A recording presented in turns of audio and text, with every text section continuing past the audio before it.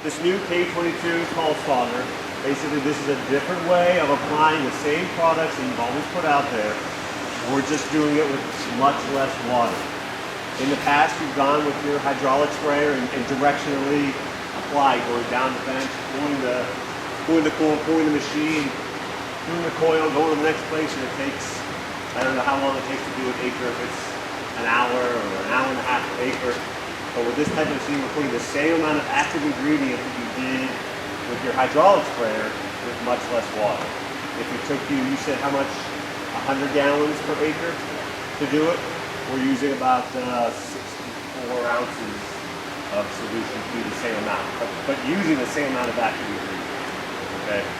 And so basically, the machine is very simple. The machine has been around since, what, the 40s? And hasn't changed much. It's very simple. It's basically just a simple carburetor. You got your gas, it's straight gas. They recommend 91 octane. I've always run 87, 89 in mine, and it works just fine. But again, just straight gas, carburetor, spark plug. You've got a 50 horsepower engine in here. We have different units that have different size engines based on the volume that you need to fill up, and also the distance that you need to throw at any one time. So this machine here is the K-22. It's our most popular. This will do 50,000 square feet. All of the machines, or I should say most of the machines, have a 10-liter tank. This 10-liter tank will do 50,000 square feet. Okay, and like I said, this machine throws about 110, 120 feet. We have a machine that's a little bit smaller than this, which is 25 horsepower. It's called the K10. It throws about 60, 70 feet. The other difference is this takes about a half hour to empty its tank. The one smaller takes about 45 minutes. Conversely, there's one size up from this. Again, same size tank, but it throws about 160, 170 feet, and will empty its tank in about 15 to 17 minutes. Okay.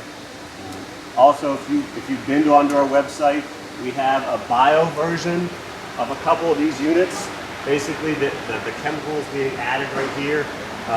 It's very hot in here. And so what we've done is we've added an extra set of nozzle chains, as you'll see on some of the units. And we'll actually split this tank up, and instead of one 10-liter tank, we use one 5-liter tank. The front tank being where the bio is going to be applied, the back tank just being straight water, which is going to inject right here and cool the air before that bio product is put in here. So Botanigard, no fly, Met 52, stuff like that would be used in that machine. Whereas this one, you'll damage those living products. It's heat sensitive. I mean, it's 1,000 degrees C inside this pipe, so it's pretty warm. Okay. Yeah, so always when you're running this machine, it's this side. You want to tattoo your leg right here, you know, you'll only do it once, I promise. So.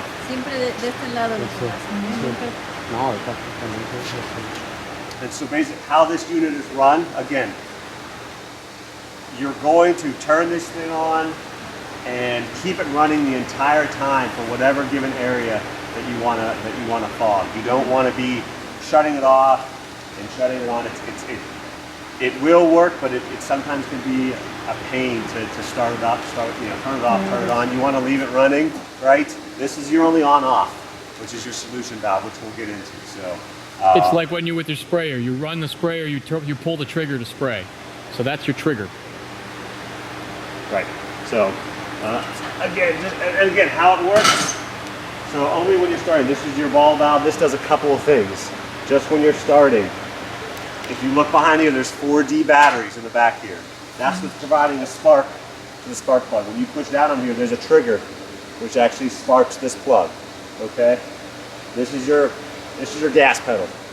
Okay? And it's basically just a needle valve. Okay? And it sits in a seat like this, and the gas is being pressurized, being pushed up through this check valve and atomizing up into here. So we'll get into a couple do nots.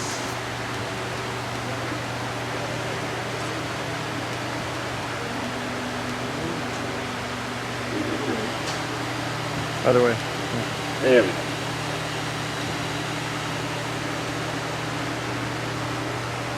So again, when you're using this, you're sparking the plug, you're pushing a little bit of air, and you're pushing a little bit of gas by pressurizing this tank. And then this is your gas pedal. Typically, when a grower gets a new machine, they give it too much gas, right? And it floods, and usually you see a little bit of gas, you know. It'll usually just pour out here, right? Yeah. And the easiest thing to do is I always just take the cap off, you know, set it here for 5 minutes, walk away. Gas will tend to dry out pretty quickly. Okay, if it's really flooded, there are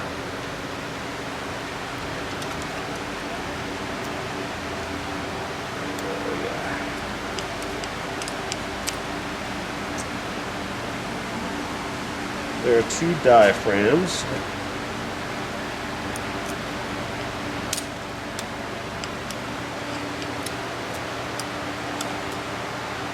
Use a wrench for that normally. Yeah, you want to get yourself a ratchet. It's a lot easier than this. So, hold this for a second. We've got two diaphragms on this machine, and you can see that they're kind of concave, right? Sometimes these will stick together. Even dirt could get sucked into here over time. Peat moss, okay, and they'll stick together. These kind of just flutter and regulate the amount of air. You want to put them on. You see how there's a seal right here, and you see how there's an impression. Again, you always want to put them so they're concave this way. The second thing you want to remember is when you look at your machine, this is a K-22 or a K2.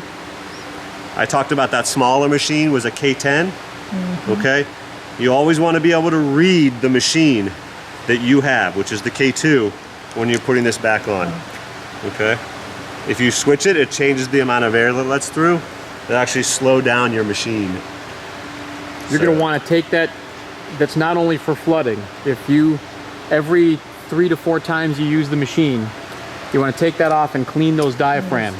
Yep. How do you clean them? Just rinse them in water? Yep. Just Just wipe clean them them up. off. They'll get dusty, they'll get moisture on them, they'll get residue on them. You just want to clean them off, dry them off, inspect them. If they're starting to fray at the edges, it's time for new ones. And that shouldn't be, you know, I mean, that might be annually, it might be 6 months, depending on how frequently you're using it. But you want to definitely, that's 3 to 4 times. It's not right away. You can do it the next day. You can do it. It's just something that needs to be looked at every couple times you use a machine. It's the only moving part in the machine. Yeah. It's the diaphragm. Nothing else moves while it's going. In fact, that's where a lot of the noise is coming from. It's the fluttering of Fluttering that. those diaphragms. And also, when you tighten this down, you don't want to tighten it down too much. You want this copper elbow to be able to have it be thick and kind of heavy. But when I spin this back on,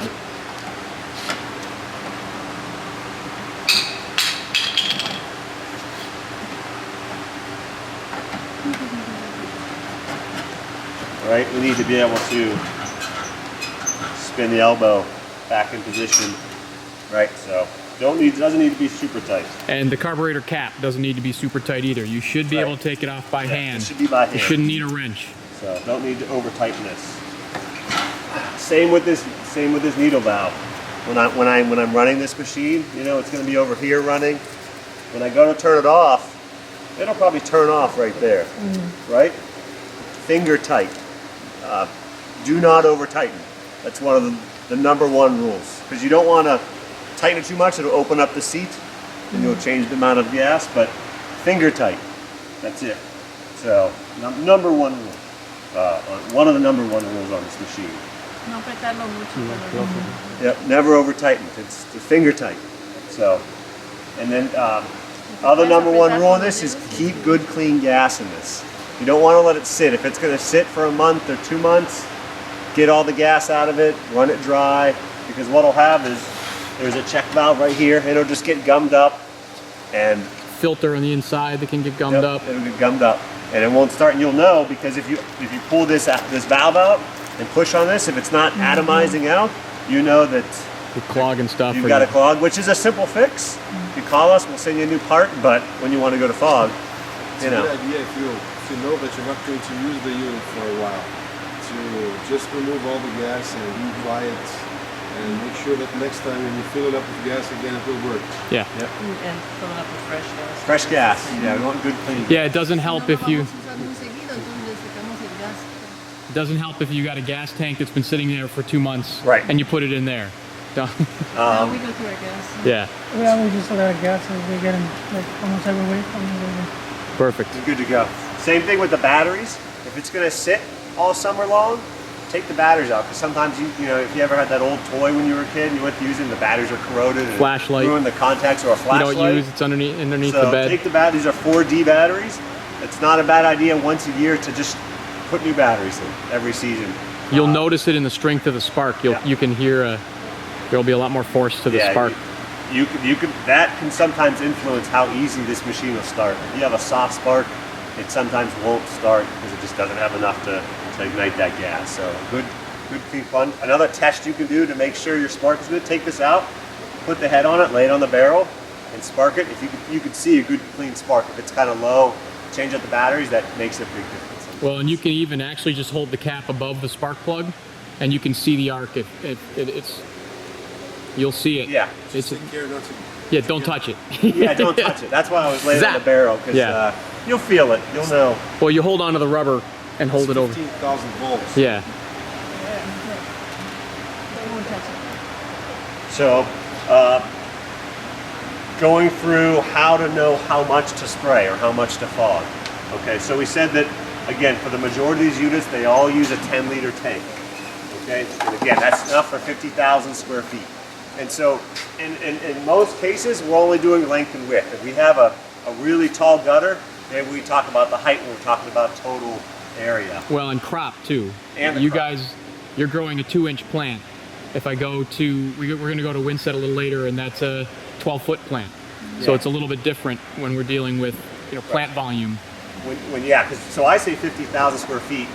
There's not much in here. If it was an annual grower, if it was early season, okay, it's 50,000. If you needed to put 50,000 in here for that acre, that'd be great. But if there's, just like you'd spray more in the spring and in April and May, you'd want to put more fog in April and May than you would in January, February, and March. So it's not going to hurt the plant. It's really hard to burn with the fog.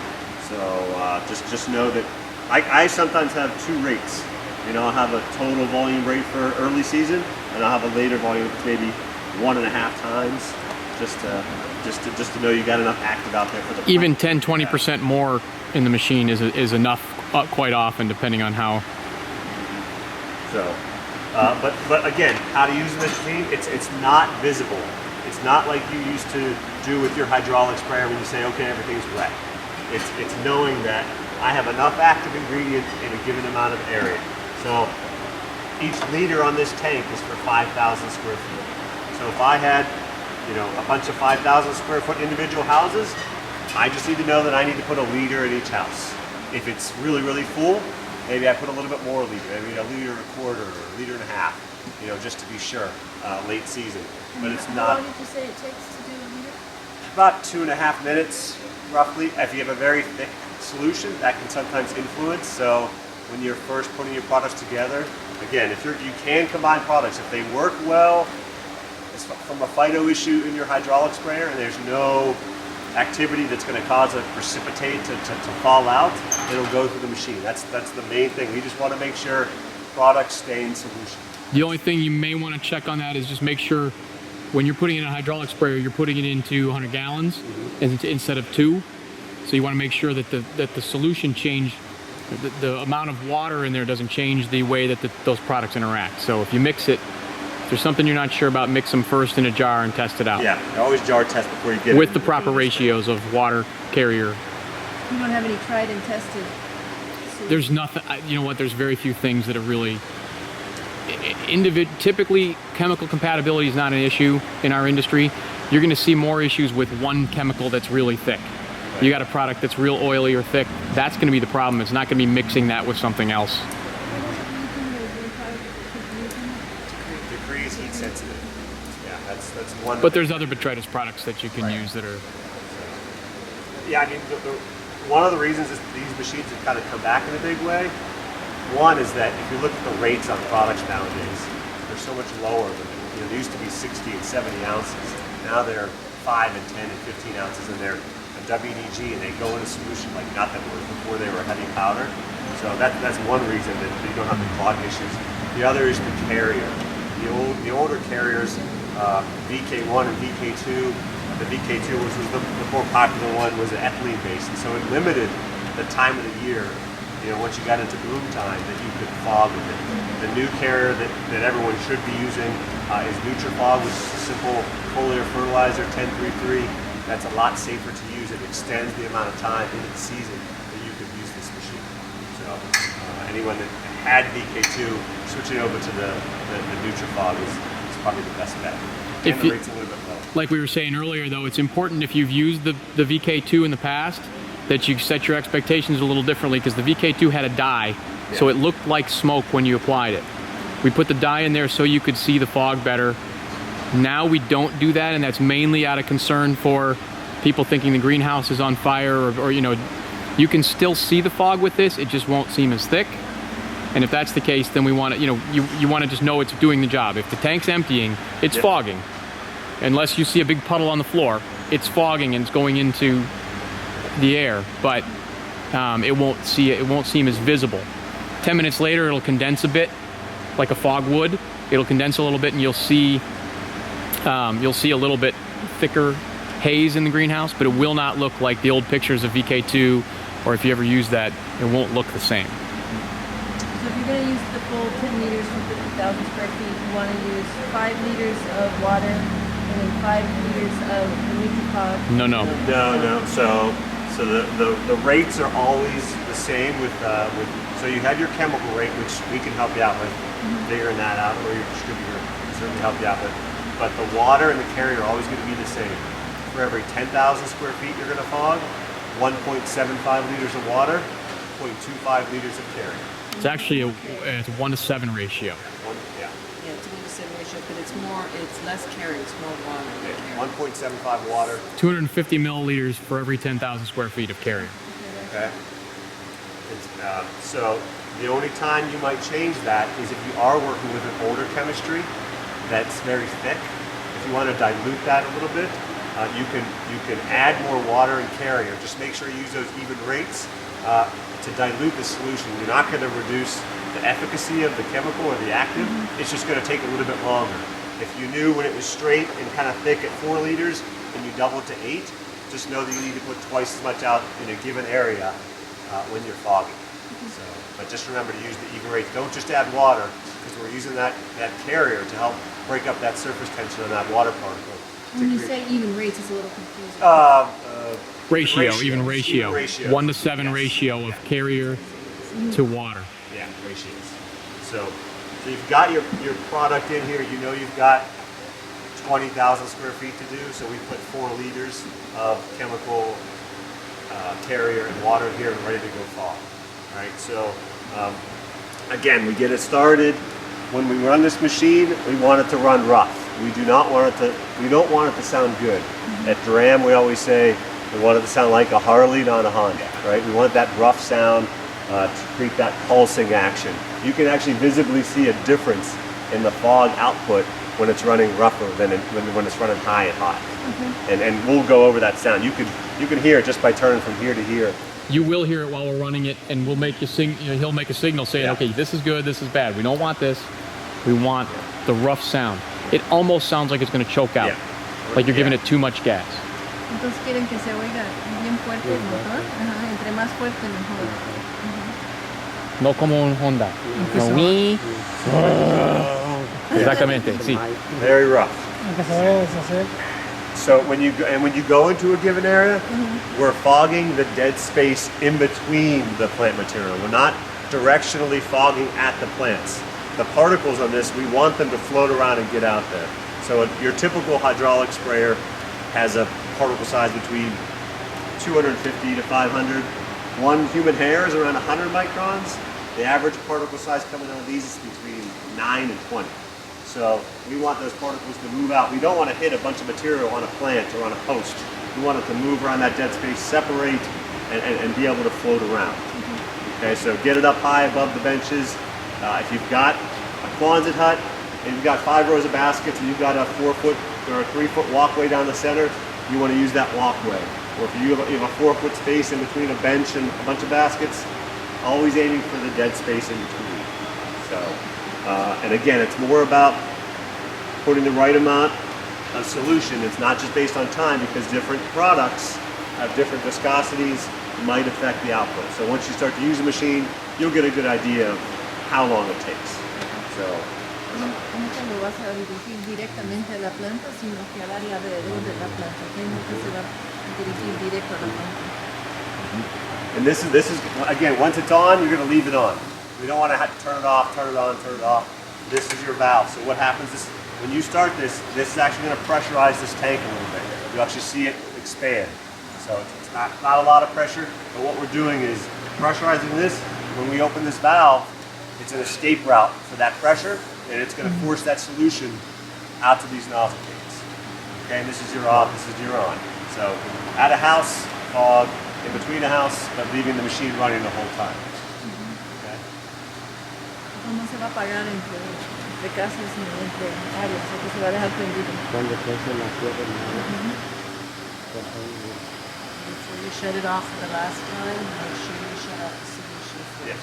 Yeah, so when you are done fogging, good. And this is the opposition. Open up this cap. We want to let the pressure out. Okay, because what sometimes will happen, especially if you forget to turn this valve off and there's pressure in here, it'll send that solution back into here. You'll just see it kind of flood. You'll need to clean it out, but that can sometimes happen too.